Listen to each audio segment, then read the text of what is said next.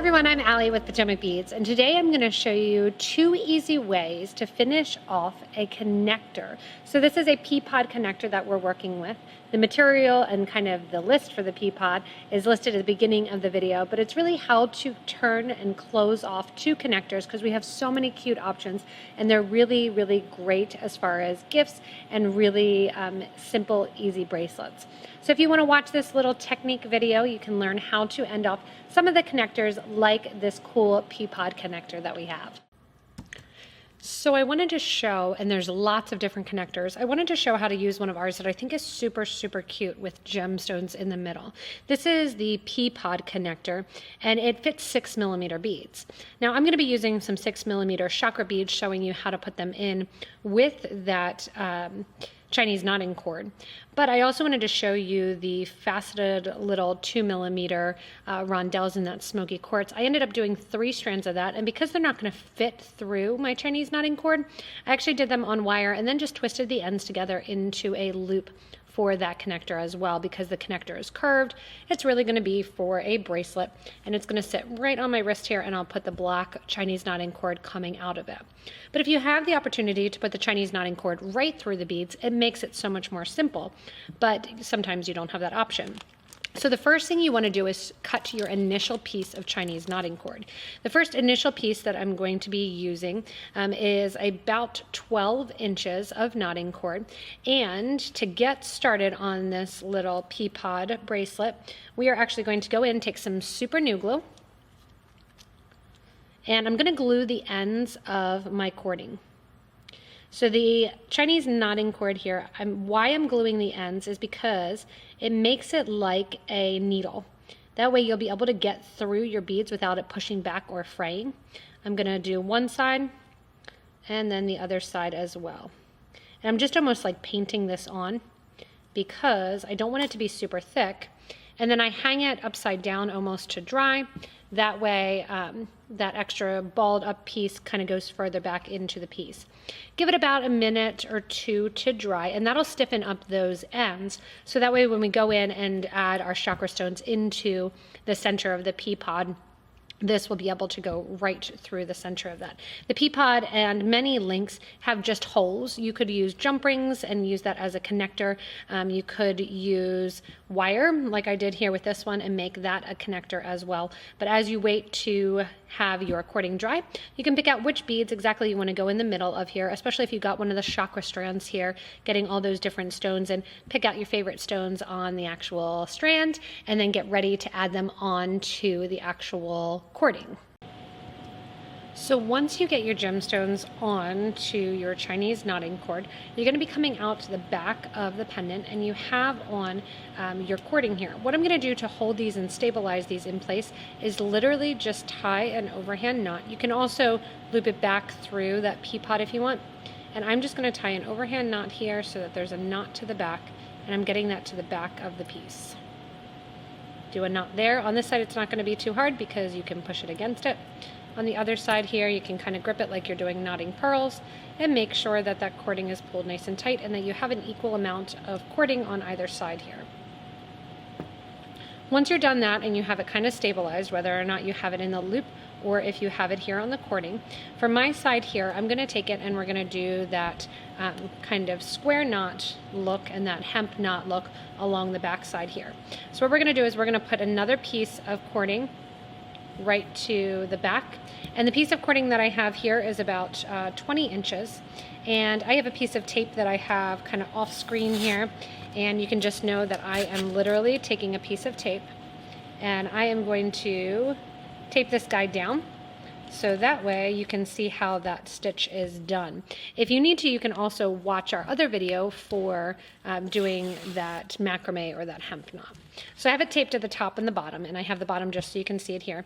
I'm going to take my piece of cording, my other piece of 20 inches, and go right over with the right hand strand. So my new piece of cording is underneath that piece that's connected to the chakra stones. I have the right side is going to go over the top of that middle cord. The left one is going to come over the top of the right side cord. You're making a little loop, and then that cording is going to go underneath and through the loop. Give a nice tight pull and take that right up to your piece. Now we're going to do the opposite. With the cording on the left, you're going to go over the top of the middle cord. Cording that's on the right, come over the top of that left-hand cording, and then go underneath that left-hand cording as well as underneath the central cording and out through the loop on the left-hand side. One more time on the right. So we're always going to go right to left. That right cord goes over the top of the central strand. I always say it looks kind of like Snoopy's nose. Then we're going to put Snoopy's ear down left over top of that right-hand strand. That end of the left-hand cording is going to go underneath the cording and through Snoopy's face there. And tie. You're always going to alternate right to left. And I'm pretty much going to be using all of the end of this cord here to get that macrame knot. So if you need to know where you went last and which side you were on, you can actually look at the little bump that protrudes from the side. That's how you know which side you're going to start on. So obviously I don't have a full 20 inches here that I'm knotting with, because if you want to, you can also, which looks really cool, slide a bead onto that central cord after a couple macrame knots. You could also just do some leather cording coming out the end here. I think that's what I'll do on the gemstone one with the labradorite. And you're just going to continue going from right to left. If you want a spiraled look to this square knot, what you would do is just stay to one side. So instead of going right to left and switching which side Snoopy's face is going to, instead of just doing that, you would always do it to one side. And that's going to get you then that square knot where it's starting to spiral and you're getting that kind of spiral staircase look. And you may have learned this when you were little with all the different kind of funness of friendship bracelets and all of that. Once you have a couple stitches here, like I said, I'm going to take this out, grab the end of my strand here, pick another one, and maybe you want to do all the same stone through the back here. I'm going to slide a bead up right in the middle. Then I'm going to take my string there, or my tape there, tape down that central cording, and then over the bead. I'm just going to let the bead hang out in the middle, do my square knot, and pull it right up to the middle of that strand. Again, switching now to the other side, doing my Snoopy nose, and pulling in that extra cording. When I take it off then, just to show you, I have that fun cording right there, and now I have the start of kind of my beads along the back here, and it has that cool chakra look to it. I'm going to continue doing my knots along the side here. I'll do a couple knots on the other side as well, going in and showing you here. I'll do a couple knots coming out from the other side, and then I'll show you how we're going to do a little slip knot, along the back of this project. Then I'll show you how we're going to go in and actually just connect the leather kind of simply to the other one here and do a slip knot versus the actual Chinese knot and that square knot.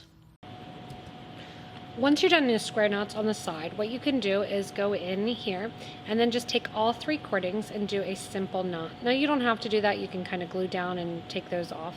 But if you're doing the macrame square knot, you're just going to take this, kind of get them all together, tie a nice little knot there, give a nice tight pull. When you're pulling too, you want to make sure that that macrame stitch is up at the top of that pea pod, so you're kind of like shifting it up there before you do your tied knot. Do the same thing on the other side, tie that nice little knot there.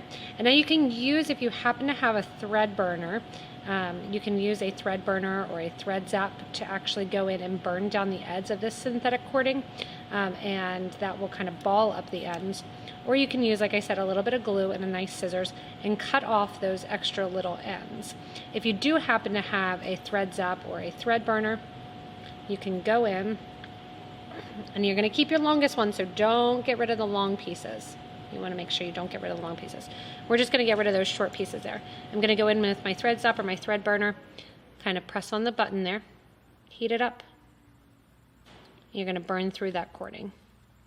Go in then and ball up that end of the cording, kind of pushing it down towards the project. It'll heat up on itself and you can kind of pinch it against the project. Next side, same deal. Go in, burn that off.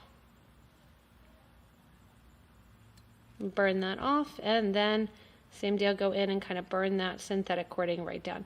You can see it gets a little gummy. This is why I said don't use your, if you're a bead weaver, don't use your bead weaving one, because it does get a gummy. It kind of ruins your end. Or keep one end for one use and one end for the other use. So I'm going in here doing the same thing. I go through one at a time. You can also cut these down close. I'll actually do that for this guy. If I can find my scissors real quickly. Nope. Too messy of an area. So we're going in here. I'll burn this guy down.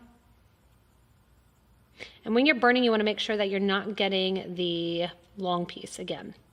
So we're going to burn this guy down here. And once I burn through, I can kind of ball up the edges a little bit there. And then while it's hot and while it's on, go ahead and take it through like a piece of tape or something, and that'll remove some of that excess. Make sure you're not burning yourself. So that's a little service announcement there. Okay, so now that you have the sides done, what are you going to do to bring it together and to make the bracelet into its own? The first thing I'm going to do is actually use another color of stone. I'm kind of making this very unisex, and I'm going to take another color here, my green aventurine, and put it onto my cording. Slide that back a couple just to get a little bit more of that stone. I have, if you purchased a strand, you have that whole strand, so you might as well use a little bit. The moonstone did have a little bit of a small hole. I will warn that it was hard, and I struggled to get it onto the Chinese knotting cord. So if you do want to get that moonstone on there and have that stone, you can check out doing the wire option as well, which again, I'll show that wire option and how to do the wire option when we get in. After you have the ending of your beads on, again, you can tie a knot. And then we're going to do another square knot, a whole nother piece of the Chinese knotting cord, which is going to go then and get into our same square knot that is going to make it expandable both ways.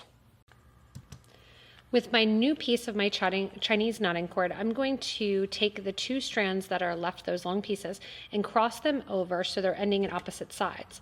With a new piece of cording that again is about that 20 inches long, I'm going to go through both of those cordings and literally tie a knot. You want your knot to be even on both sides. So you want to have the same amount of thread, on both sides of that knot. From here, what I'm going to do is go in now, take that new piece of thread that I just added, or that new piece of knotting cord, and go in and do a couple of those square stitch knots. Now the smallest I have my bracelet is going to be from the very end. How to make it kind of fit is the smallest that it can be is going to be from the end of the gemstones to the length of this piece of my square knot. So I'm literally just starting over a new piece of square knot, taking both of those pieces of cording, and they're in the middle of this square knot, running in the opposite direction. As much as possible, if you want to have a kind of nice finish, keep those threads in the order underneath that they were at the start here. So this shorter one is going to go to the right, and then the one connected to those aventurine is to the left. Go in and do a couple more knots. It doesn't need to be big, this square knot section. I'm going to go in and do 2 more knots here. And this is going to be one way to do this pea pod. Next, I'm going to show with the gemstones, and I did the wire, how to end that along the back. So from here then, I'll do 1 more stitch.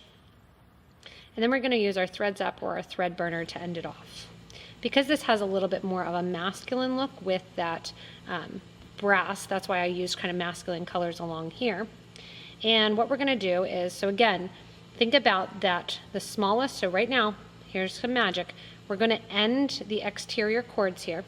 What I'm going to do is I'm going to cut that one pretty short on both sides. If you don't have a thread burner, you can use some super glue.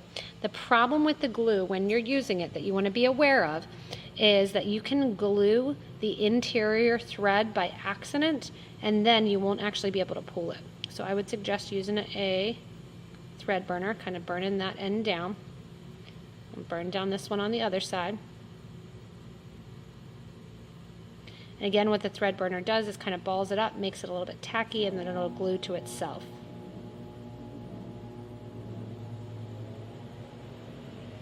Okay. You could use a lighter too, just be careful when you're doing that. Once you have that, that's the end of your square knot. Now watch this magic happen. One side you pull, goes one way. One side when you pull it, goes the other way. So this is now an expandable bracelet. Again, the smallest it's going to be is when you pull it completely to that middle. The largest it's going to be is however long you want to make the cords. Keep in mind you need to make it long enough that it's going to go over somebody's kind of wider portion of their wrist. What I'm going to do towards the end to know where I'm going to stop is I'm going to take my thread end, tie a knot. That's going to be as wide as this side is going to go. I don't want to just keep the knot there, so I'm going to take another one of kind of my masculine color beads, and we'll go with the blue, that's Sodalite. Put it on there, tie another knot. On the other end, we're going to pull it so we have equal distance on both sides. Tie a knot.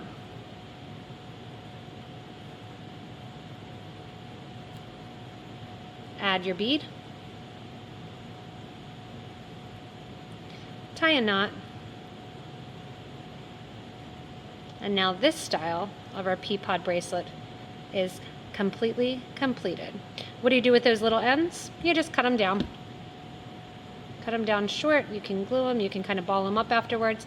Up to you.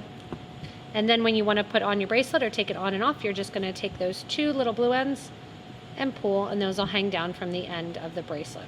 And there you have a cute chakra bracelet. I don't want to say cute because it can be worn by male or female, but it has that cool inner line of that pea pod. So that's going to be how you're doing it if you want to do it all with that Chinese knotting cord.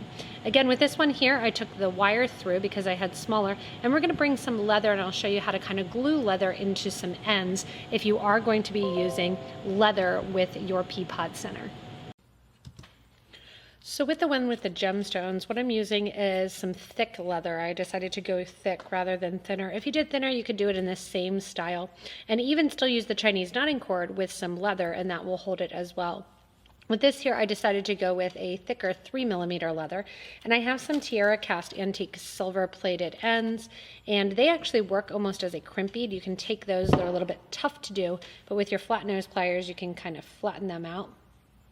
They'll grab onto that leather there at the ends, and then I can take for kind of that boho look, cut down that leather a little bit shorter, and there I have the end. You'll notice that when I ended it so that one side cut to the bottom, one side cut to the top.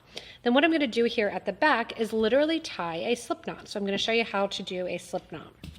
A slip knot is going to be done that one side and the other basically still kind of slide on each other. Because I have these silver hammered ends, if I don't want to do more than one, I'm going to slip one of these on as a bead. So I'm going to take one end of my leather through one way, and there's multiple ways that you can do this, and one end of my leather through the other way.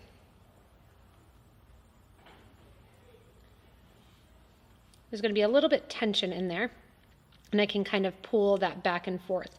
But to do my knot, I'm going to have it so that it ends on the sides, and then I can actually kind of pull between that bead.